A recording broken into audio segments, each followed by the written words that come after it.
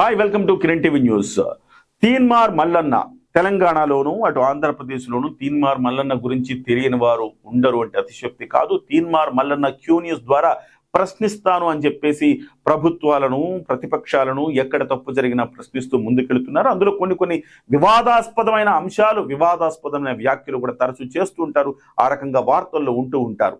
So అందులో ఆయన మంచి చేస్తున్నారా చెడు చేస్తున్నారా అన్న అంశంలోకి నేను వెళ్ళను. కానీ ఒక అగ్రెసివ్గా మాట్లాడటం ద్వారా, అగ్రెసివ్గా ప్రశ్నించడం ద్వారా జనంలో అయితే ఒక ప్రత్యేక గుర్తింపు తీన్మార్ మల్లన్న తెచ్చుకున్నాడని చెప్పాలి. ఇవాళ తీన్మార్ మల్లన్న మీద తెలంగాణ జాగృతి కార్యకర్తలు దాడి చేశారు కాసేపటి క్రితం.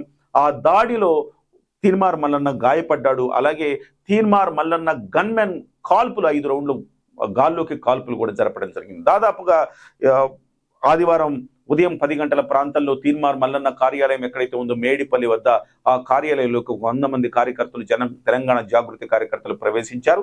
అక్కడ దొరికిన వాడిని దొరికినట్టు కొట్టారు. అక్కడున్న ఫర్నిచర్ ధ్వంసం చేశారు. ఆఫీస్ ఎక్విప్మెంట్ని ధ్వంసం చేశారు. మొత్తం మీద తీన్మార్ మల్లన్న క్షమాపణ చెప్పాలి కవితకు అని చెప్పేసి డిమాండ్ చేశారు. సో ఆ నేపథ్యంలో తీన్మార్ మల్లన్నకు వాళ్ళకు కొంత వాగ్వాదం జరిగింది. కానీ తీన్మార్ మల్లన్న మీద దాడి చేసే ప్రయత్నంలో తీన్మార్ మల్లన్ను ఆయన గన్మెన్లు తప్పించారు. తప్పించినప్పటికీ కూడాను గన్మెన్లను కూడా అక్కడ తెలంగాణ జాగృతి కార్యకర్తలు ముందుగా ఆడవాళ్లను ముందు పెట్టి వెనకాల మగవాళ్ళు ఉండి ఆడవాళ్లతో దాడి చేయించిన పరిస్థితి. ఇంకా ఓపిక లేక ఇక తప్పదు అనుకున్న పరిస్థితుల్లో తీన్మార్ మల్లన్న గన్మెన్ గాల్లోకి 5 రౌండ్లు కాల్పులు జరిపారు. మొత్తం రక్తసిక్తమైంది ఆ ప్రాంతం అంతా అని చెప్పాలి. ఎలా రక్తసిక్తమైంది అనేది ఇంకా పూర్తిగా వివరాలు రాలేదు. ఈ గన్మెన్ కాల్పులతోటి ఎవరికైనా గాయాలయ్యాయా, లేకపోతే వాళ్ళు దాడి చేసిన నేపథ్యంలో ఎవరికైనా గాయాలయ్యి రక్తం ఓడిందా అని చెప్పేసి మనకు ఇంకా సమాచారం రావాల్సి ఉంది. ఏదేమైనా మీడియా మీద ఇటువంటి దాడులు సమర్థనీయం కాదు. కానీ ఎందుకు ఇంత ఆవేశపడడానికి కారణమైన పరిస్థితులు ఏమిటి? మొన్న అన్న, ఇవాళ చెల్లెలు. మొన్న అన్న మీద మహాన్యూస్లో వచ్చిన వార్తల నేపథ్యంలో బీఆర్ఎస్ కార్యకర్తలు మహాన్యూస్ మీద దాడి చేశారు.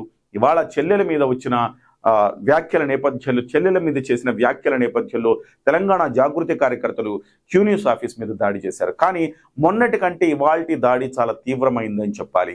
మొన్న కేవలం మనుషుల మీద దాడి చేయలేదు, కేవలం అక్కడున్న వస్తువుల మీద, కార్ల మీద మాత్రమే దాడి చేశారు. కానీ ఇవాళ క్యూ న్యూస్ మీద మనుషుల్ని కొట్టే ప్రయత్నం చేశారు, ఒక రకంగా చంపే ప్రయత్నం కూడా చేసినట్టుగా మనకు కనపడతా ఉన్నాయి విజువల్స్.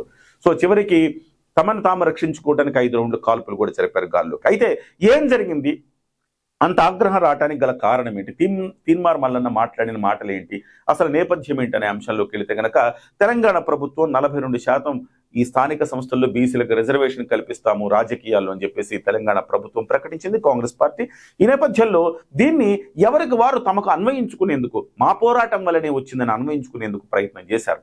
ఈ నేపథ్యంలో తెలంగాణ జాగృతి అధ్యక్షురాలు కవిత గారు కూడా దీన్ని మా పోరాటం వల్లనే ఈ రిజర్వేషన్స్ రావటం జరిగిందని చెప్పేసి సంబరాలు చేసుకున్నారు. సో ముఖ్యంగా తెలంగాణ జాగృతి అంటే తెలుసు.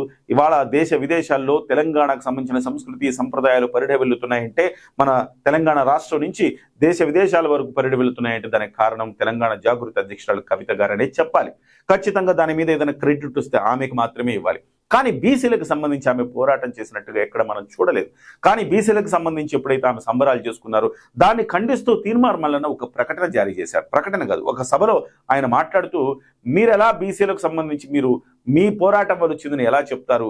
బీసీల కోసం పోరాడింది మేము, బీసీల కోసం దెబ్బలు తిన్నది మేము, బీసీల గళం వినిపించింది మేము, కాబట్టి ఆ క్రెడిట్ మాదని చెబుతూ ఆయన చేసిన ఒక వ్యాఖ్య ఇక్కడ తీవ్రమైన చర్చకు దారితీసింది.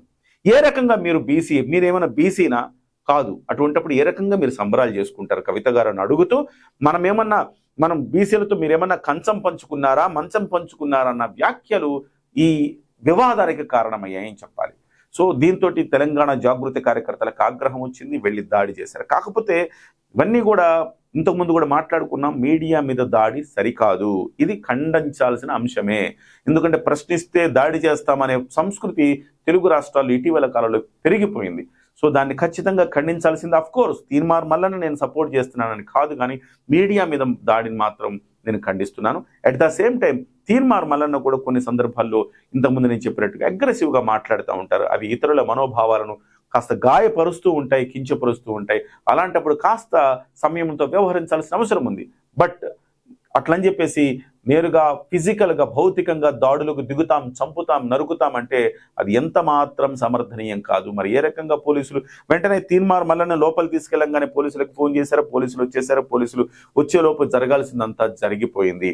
మరి ఈ రకంగా ఇప్పుడు తెలంగాణ పోలీసులు ఎవరి మీద కేసులు పెడతారు, సో తీన్మార్ మల్లన్న ఎలా రియాక్ట్ అవుతారన్న అంశాలు మనం చూడాలి. మరి కవిత గారు, తెలంగాణ జాగృతి అధ్యక్షురాలు కవిత గారు ఇంకా ఈ వీడియో చేసే సమయానికి ఇంకా స్పందించలేదు. ఆమె ఏం స్పందిస్తారో మనం వేచి చూడాలి.